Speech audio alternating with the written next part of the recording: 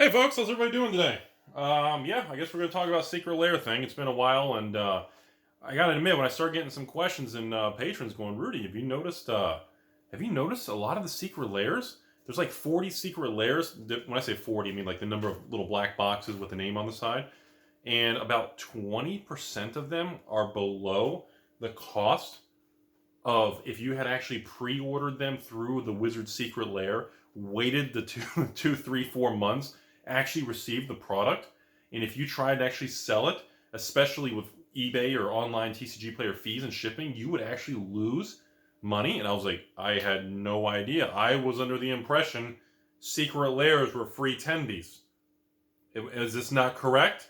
I was under the impression that secret lairs only go up. So, to my surprise, I said, okay, let me see if I'm being bamboozled. So I went on TCG Player and eBay. Sure enough, hit TCG Player, sealed product, sort by cheapest, same thing, eBay. Look, I Googled the names. And so the first thing I thought was interesting is the impact of the summer super drop. The impact of bundling something so people can get a fetch land. In other words, forcing people to buy a bunch of these because they want a fetch land.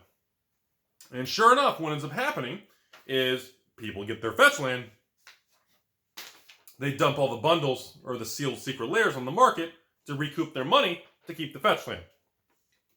So 3 of the summer super drops, the path not traveled, $26.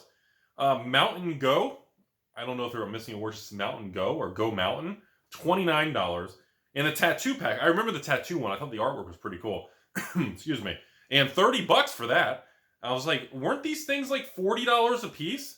So even if you sold the path not traveled for $26, even after shipping and fees, you would net approximately $20 for that secret lair. So essentially, we're starting to see a lot of secret lairs. Some of these things are becoming better for you to not buy and actually wait for other people to take the risk, give Wizards the 6-month 0% loan, let them deal with the problems of trying to get the product, and then so much time goes by, 5 more secret lairs come out, people don't care, hype train cools off, everybody's on the other train now, and just buy it on the open market. So, outside the summer super drop, the Thalia, I thought the Thalia one was beautiful. $37. Shipped, brand new unopened. Don't they have like the stained glass planeswalker inside of them? I remember watching some YouTube openings on those. And then the Seeing Visions, $36. Brand new, shipped. And then there was even one of the Theros Stargazing Part 5, Volume 5. I don't know what that means. Box 5 out of 6, 7. I don't know how many there are. $37. So I'm like, I was in the impression most of these things were $40 or $50. Some were probably $35, maybe $40. And don't you also have to pay shipping and taxes on top of that? I don't know. Maybe, if you buy a lot, you don't have to pay shipping, but you still have to pay the taxes. So, I don't want to call it and be like secret lairs are cracking and the newness is going off, but I think what this is showing is the unique nature of the beginning of the concept of secret lair. As with most things Wizards of the Coast does, the overall concept of the product is not a bad concept. The overall cards and the beautiful artwork that they commission. I love the beautiful artwork, especially in some of these things. I remember the tattoo one. I know there's that cartoony, like the slime one that came out. It looks like a Rick and Morty type thing. A lot of these are pretty cool. The Thalia was beautiful. I remember the Searing Vision things. The Theros Stargazing Volume 5. Aren't those just, I don't know what those are. Are those the God cards? And, but I'm really surprised how quick we're seeing a huge financial shift in these products. I mean, this is way sooner than I thought. Remember, Secret Lair products first came out, the very first Secret Lair was like 4th quarter 2019. This is 4th quarter 2020. It's only been 12 months since Wizards has implemented this program. Of course, they've already released like literally 50 to 100 of these things in literally 12 months and flooded the market, pissed everyone off, and created a disaster. Whatever. But I'm over here going, whoa, that's kind of surprising. Now, I did look on the other side of the coin. There are still a good amount of secret lairs that are double, tripled what the pre-order price is. So what this tells me is the market is becoming selective. This isn't something where you can just blanket, I'm going to buy the maximum. How many do they let you guys order? 50? 100? How many? Somebody comment below. How many secret lairs can you buy now? I'm going to buy the maximum 10 or 20 of these things. It's probably like 10, right? Or 5. I'm going to buy the maximum 10 secret lairs every single time and just make free money. Clearly, that's no longer the case. Now, again, there are some intangibles. I believe a lot of people sell the codes, and I believe a lot of people like the stained glass planeswalker.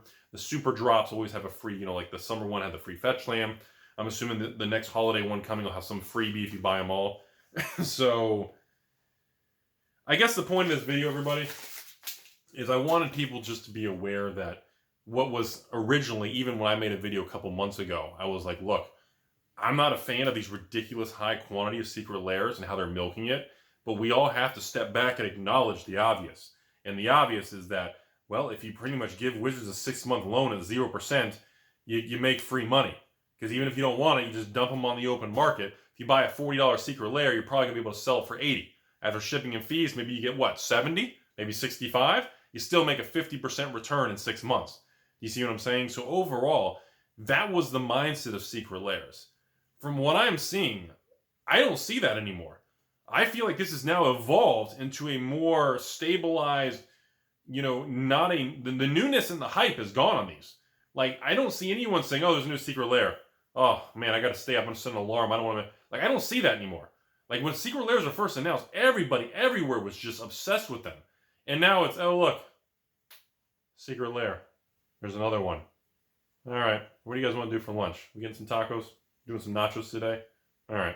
Like, there doesn't, like, there's no real excitement. Everybody's so diluted and desensitized to how many have come out. And then the 3 to 6 month waiting now, it just, I don't know. I feel like the tide is kind of tilted on this.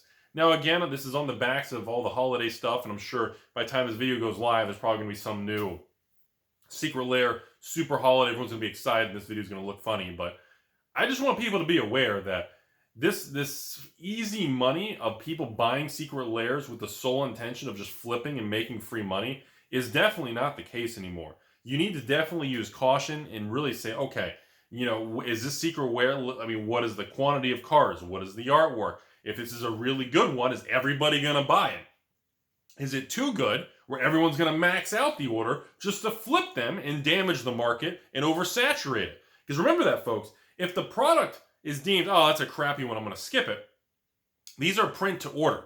So if less people buy them, they make less of them. So in theory, the crappier the product, the less they'll make, the less people buy, which means long term, the less they'll actually be, which will actually have more scarcity. Little inverse kind of perspective, right? Little contrarian point of view. But at the same time, that means because it sucks.